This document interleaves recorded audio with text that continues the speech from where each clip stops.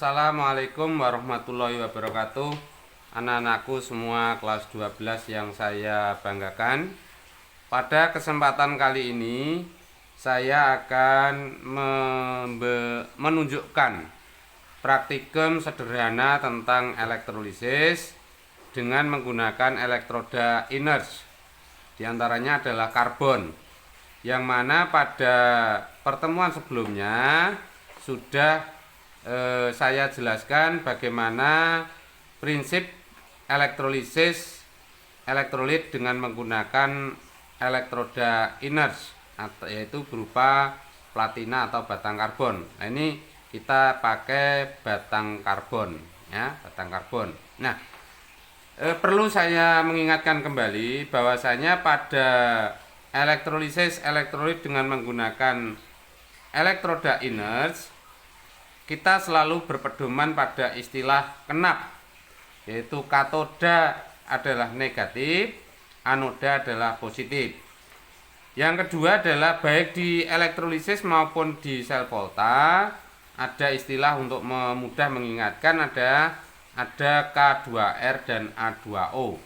K2R itu artinya bahwa kation di katoda akan mengalami reduksi dan anion di anoda akan mengalami oksidasi.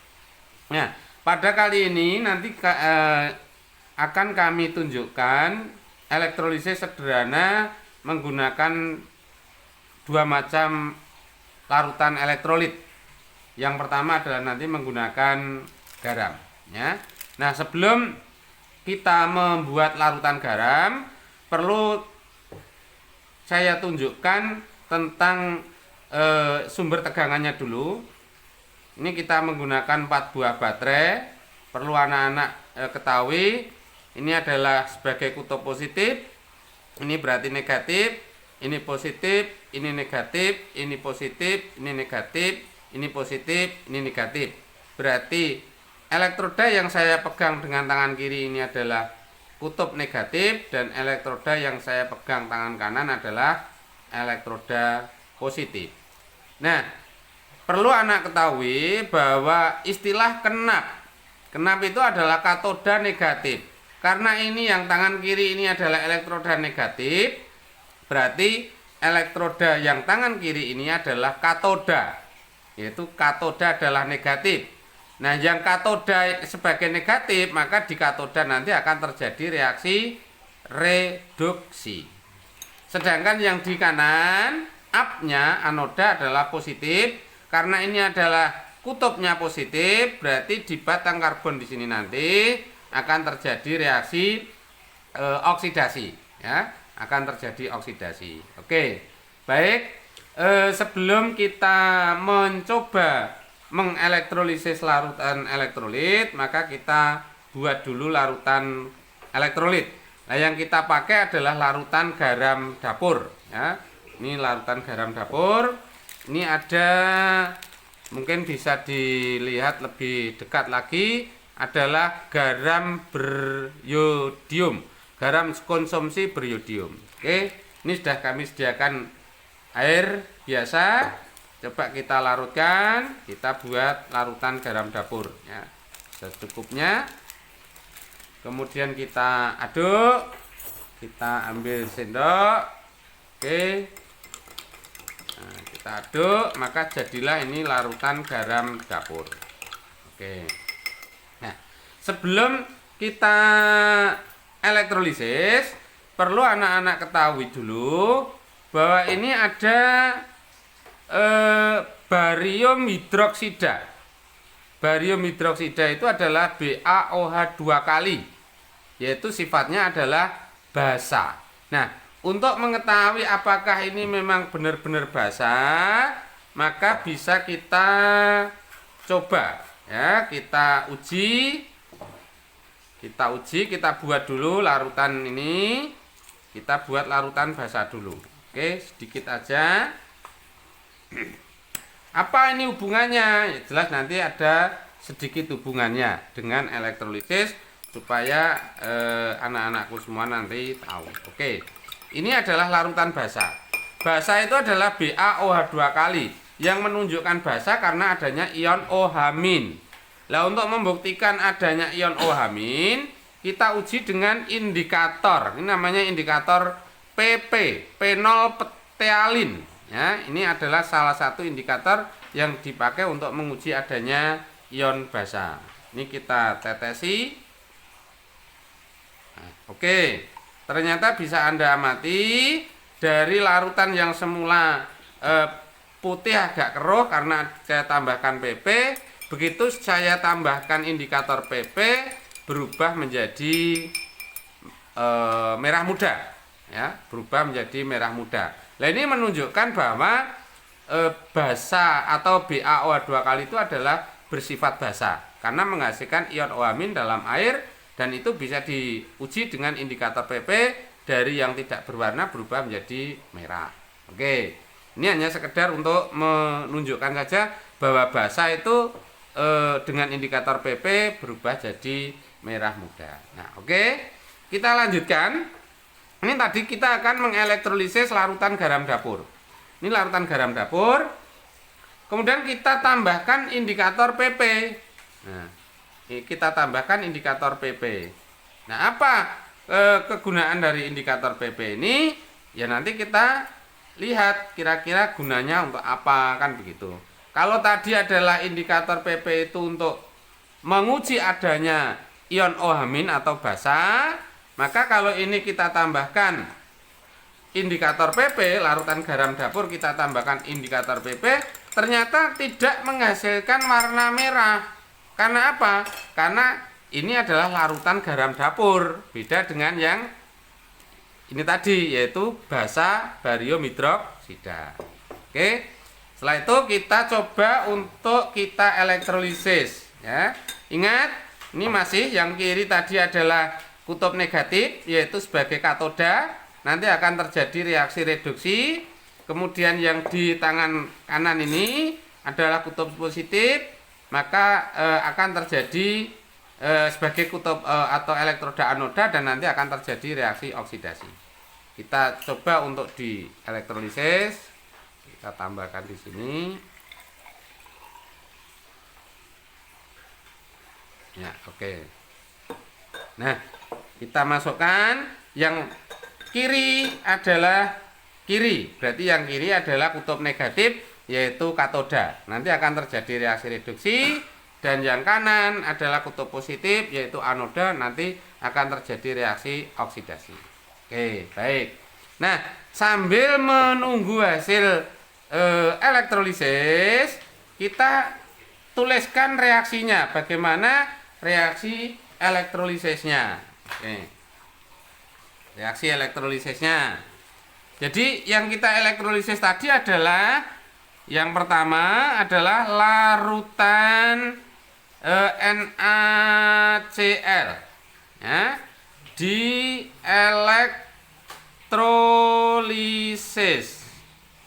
elektrolisis dengan elektroda karbon, ya, inert.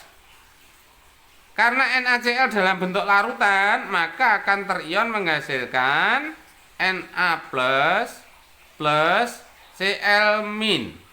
Reaksi yang terjadi di katoda sesuai dengan aturan yang sudah kami jelaskan pertemuan yang kemarin, bahwa apabila larutan mengandung kation logam alkali, yaitu golongan 1A kecuali H, alkali tanah golongan 2A, kation aluminium, kation Mn, tidak mengalami reduksi. Yang tereduksi adalah air atau H2O. Nah, karena ini adalah kationnya adalah Na+, dan Na+ itu adalah golongan alkali, maka Na+ tidak mengalami reduksi. Yang tereduksi adalah air, yaitu 2H2O. Tereduksi plus 2E akan dihasilkan H2 plus 2OH min. Nah, ini yang perlu saya tekankan. OH min itu adalah sifatnya basa. Saya ulangi, OH min ini adalah basa. Lah untuk menunjukkan basa bahwa di katoda akan terbentuk basa, maka di katoda harus menghasilkan warna merah karena ditambahkan indikator PP. Nah, ini hasilnya bisa Anda lihat. Nah, anak-anakku bisa Anda lihat. Ini di katoda ternyata terbentuk warna merah. Jelas ya? Di katoda terbentuk warna merah. Ini menunjukkan bahwa di katoda terjadi reaksi reduksi menghasilkan ion OH-. Karena yang semula jernih tidak apa-apa, ya tidak berubah warna, tapi begitu kita elektrolisis beberapa menit sudah berubah menghasilkan warna merah. Ini artinya di katoda dihasilkan ion OH-. Ya. Kemudian hasil elektrolisis atau reaksi di katoda di samping dihasilkan OH- juga dihasilkan gas H2. Nah, kalau diamati lebih dekat, begitu, ini juga dihasilkan gelembung-gelembung gas. Ya, dihasilkan gelembung-gelembung gas. Nah, gelembung-gelembung gas ini sebenarnya adalah gas hidrogen, gas H2.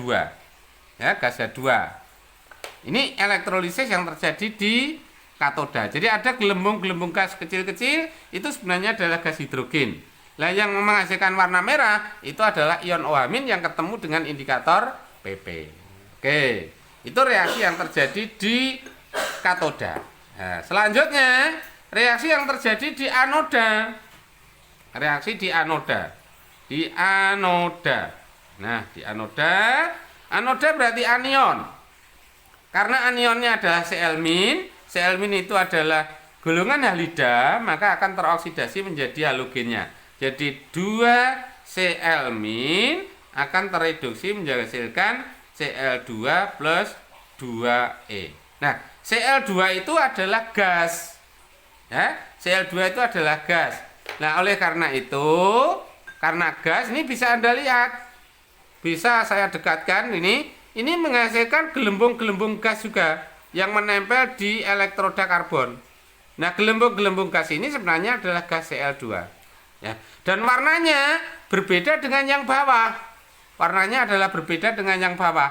Kalau yang bawah ini agak jernih, tapi kalau yang bawah ini agak jernih, tapi kalau yang atas ini agak ke hijau-hijauan. Nah, karena apa? Karena gas klor itu memang warnanya hijau. Ya, itu. Gas klor itu warnanya hijau. Oleh karena itu ke hijau-hijauan. Nah, gitu. Nah, untuk menguji tadi, jadi ini reaksi yang terjadi di anoda, ya, ada terbentuk gas hidrogen berupa gelembung gas dan warnanya agak kehijauan karena memang dihasilkan gas klor. Nah, sesuai dengan tadi yang dielektrolisis adalah garam dapur beriodium. Nah, apakah memang benar-benar beriodium atau tidak? Maka bisa kita uji. Nah, untuk menguji yodium kita bisa menggunakan amilum atau tepung. Ya, maka kalau memang untuk uji amilum itu kan menggunakan yodium. Nah, berarti kalau uji yodium ya menggunakan amilum kan begitu. Nah, ini kita coba saja. Kita coba yang di anoda apakah menghasilkan benar-benar beriodium atau tidak, menghasilkan yodium atau tidak. Kita coba saja dengan tepung. Ini saya siapkan tepung, kemudian saya coba ya. Saya coba, ini tak lepas dulu. Kita tambahkan tepung ya. Kalau memang nanti terjadi warna yang agak hijau atau biru atau kegelap, itu berarti larutan garam dapur tersebut adalah beriodium, artinya mengandung sedikit yodium ya. Kita tunggu saja ini. Kita tunggu beberapa menit. Ya, kita tunggu beberapa menit. Nah, ternyata coba kita dekatkan ya, kita dekatkan. Di bagian atas ini sudah agak sedikit gelap ya. Kita tunggu beberapa saat. Ini sudah sedikit agak gelap. Agak gelap sedikit. Nah, ini menunjukkan berarti garam dapur tersebut memang sedikit mengandung yodium ya, sedikit mengandung yodium. Kalau kita tunggu agak lama nanti akan muncul warna agak gelap akan lebih jelas lagi ya kalau kita tunggu lebih lama. Nah, oke. Ini sedikit saja menunjukkan bahwa garam yang kita konsumsi karena di situ ada labelnya beriodium, ternyata memang juga menghasilkan warna agak-agak gelap sedikit di bagian atas. Itu menunjukkan bahwa memang garam tersebut adalah beriodium. Nah, untuk uji yang kedua, nanti kita akan mengelektrolisis garam natrium yodida. Nah, kalau garam natrium yodida berarti memang benar-benar garam mengandung yodium, karena memang garam natrium yodida itu natrium dan yodida kan begitu. Kalau tadi adalah garam NaCl yang mengandung KiO3 ya. Oke, kita ganti dulu ya, ini kita ganti dulu, kita buang karena ini tidak terpakai, kita buang dulu ya. Oke, kita tambahkan sedikit air untuk membersihkan. Oke. Nah, lagi kita tambahkan lagi untuk membersihkan. Oke, masih belum bersih. Oke ya. Oke, kita cuci sampai benar-benar lumayan bersih. Oke, ini lumayan bersih, lumayan bersih. Oke, baik, kita akan mengelektrolisis larutan garam natrium yodida. Nih, garam potasium yodida. Potasium yodida ya. Potasium yodida itu adalah natrium yodida atau NaI maksud saya ya, rumusnya adalah NaI. Baik, kita elektrolisis. Nah, kita elektrolisis. Oke, kita ambil sedikit garam potasium yodidanya. Oke, tambah lagi sedikit biar nanti prosesnya agak cepat. Oke, kita aduk. Nah, setelah kita aduk, maka kita tambahkan alat ujinya untuk menguji yang terbentuk di katoda maupun di anoda. Kita uji dengan atau kita tambahkan indikator PP. Kita tambahkan indikator PP. Karena ini adalah garam, maka dengan indikator PP juga tidak menghasilkan perubahan warna, beda dengan yang tadi basah ya. Kemudian kita tambahkan lagi juga ini tepung ya. Tepung untuk menguji apakah terbentuk ion yodida atau tidak untuk natrium yodida atau potasium yodida yang kita elektrolisis. Oke, warnanya putih susu. Kemudian kita elektrolisis. Nah, kita elektrolisis.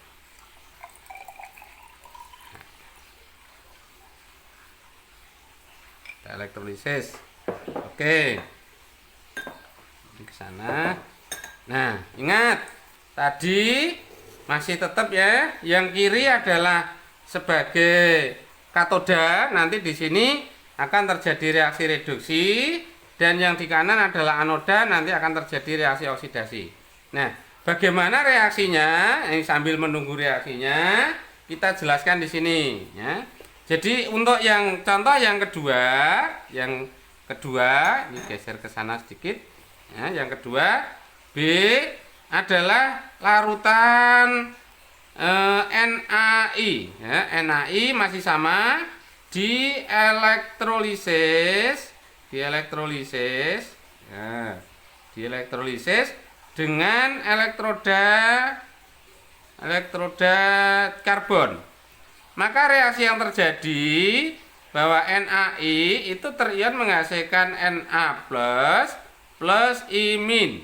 Nah, reaksi yang terjadi di katoda berarti mengalami reduksi. Yang mengalami reduksi adalah kation. Kationnya adalah Na. Karena kationnya Na+, maka tidak mengalami reduksi, yang tereduksi adalah air. Maka reaksinya adalah 2H 2O plus 2E dihasilkan H2 plus 2OH-. Nah, untuk menunjukkan OH-, maka diuji dengan indikator PP. Kalau memang menghasilkan ion OH-, maka nanti di katoda akan berubah jadi merah. Kemudian reaksi yang terjadi di anoda,